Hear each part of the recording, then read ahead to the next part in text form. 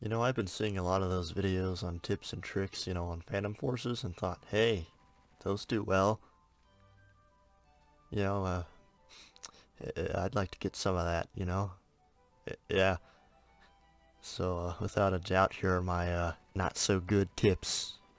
And when I mean not so good, I mean not all of them are tips. Maybe more like tricks. So for number 10, this one's usually covered. It's dolphin diving and sliding. Sliding's pretty simple when you're running. Just tap C and you start sliding, and you can just tap run again, and you can just repeat that every so often. Gives you a nice little speed boost. This is pretty useful for just getting around quickly.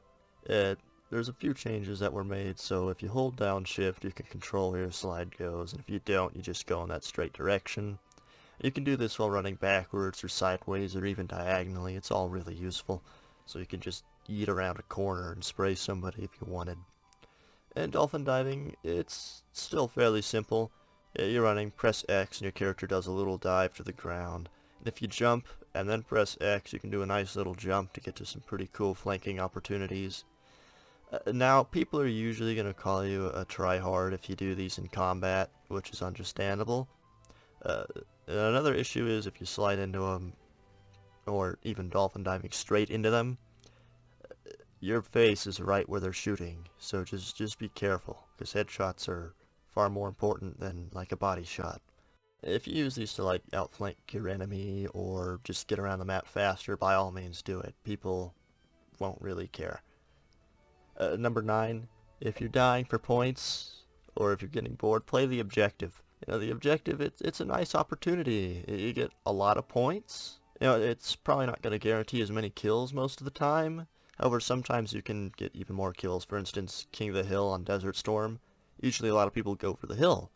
Yeah, they hide in all the buildings, so you just toss a frag, and usually you're guaranteed a kill or two. Just capture the flag, and you don't have the flag, still guard your teammate that's capturing it. Because everybody, once he captures the flag, gets points. So make sure to guard him, and if he dies, you can reclaim the flag. And then you can keep delivering it. So yeah, always play the objective. Unless it's Mirage, King of the Hill, in which case, I guess everybody just seems to snipe, except for the one guy with the shotgun. Number 8, this is another one that, a while ago it was fairly covered. I haven't seen it in fairly recent videos, but if you switch to your melee either by pressing 3 or holding F on at least Windows, you pull out your melee, and that makes you move a lot faster most of the time. Usually the main way is primary, slowest, secondary, faster, melee, fastest. So if you combine that with, sliding and really just vaulting over stuff, you can get around the map really quickly. Just be careful and don't pull it out when you know there's enemies around, because you'd rather have your primary out, because melee only is, at this point, a death sentence. So for tip number 7, I would say try to have some basic map knowledge. I'm not going to go all the way out and say, oh yeah, you need to know where each spawn is, but a basic idea of, say, go spawn here, phantom spawn here, will certainly help a long ways. As well as, different opportunities. For instance, Desert Storm, the tunnels are very rarely used, yet they're a great way to get around because they're so fairly often unused, and you can avoid basically everybody on the map and get from one side to the other easily. It's pretty crazy. This isn't necessarily a trick, but more of a tip or just general advice.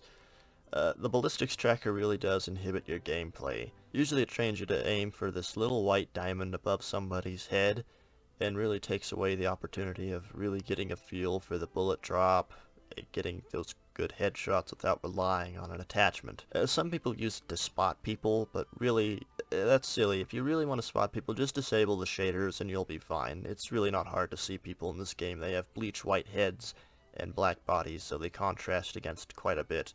And even in dark environments, it's not that bad. Surprisingly, I've seen a lot of rank 100 and above still using ballistics trackers on assault rifles, and it's really strange. Which is strange because, back in, 2016, I was maining the MP7 when I was like rank 20 and used a ballistics tracker to quote-unquote spot enemies. But then I realized it's not hard to find enemies, so I got rid of it and switched it for, a better attachment like a green laser.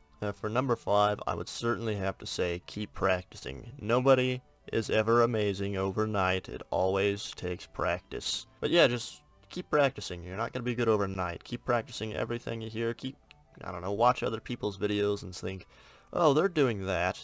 Could I do that better? Or is that something I should try out? Or they do this, and that's probably not a good idea. So number 4, this one's not really all that common, and usually you see it with semi-high ranks. Don't cherry pick servers. It's terrible.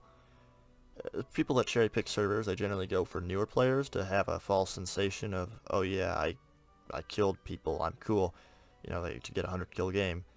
Really, it's not going to help you. Helping is going to be joining a game with people that outrank you and outplay you, because then you can learn from your mistakes and think, oh, they made a really cool tactic right there, or what could I have done better? Because remember, every kill, every death you receive is still experience. Not necessarily an experience points, but it is experience to help you learn in the long run. Most of you don't cherry pick, and I know that, but a few do, and it's scummy, it's bad, it's awful. Kinda reminds me of oppressor spammers well, I'm sure you know what I'm talking about. Number 3, this isn't a tip at all, but be a good sportsman. You know, being nice to people, you know, semi-participating in the chat, saying GG at the end of each game, congratulating people if they get a legendary, or if they say, hey, nice, I did this, say, hey, that's pretty cool, man. It makes people feel good, and, you know, they'll start to like you, and honestly, it's not a huge difference, but they're less likely to kick you. I mean, if you're really toxic, people are more likely to kick you than if you're, you know, being a really cool person. For number 2, do not worry about your KDR. KDR in Roblox, Phantom Forces, I mean, really? It doesn't matter. You're the only one that can see your stat, unless you publicly brag about it. And even sometimes, if you focus on it too much, you start losing attention on the actual game, and then you end up doing worse. So really, if you have a 0.2 KDR or a 3 KDR, it doesn't matter. As long as you're having fun, doesn't matter at all. I mean, it'll improve over time, probably, anyways. Number 1, just have fun. If anything I said in here violates your definition of fun, by all means, ignore it. You can play the game however you want to. Just have a fun time while doing so. It's far better than just grinding and try-harding, unless your definition of fun is for that. But for most people, it's not really. Really, it's different for every person. Try and find out what you like. If you like sniping, don't get down if people complain about you sniping. If you like using a shotgun, don't let other people make fun of you for using a shotgun. Do whatever you want. It's not even that competitive. So just have fun. And remember, losing, winning, it doesn't matter. It's just a game.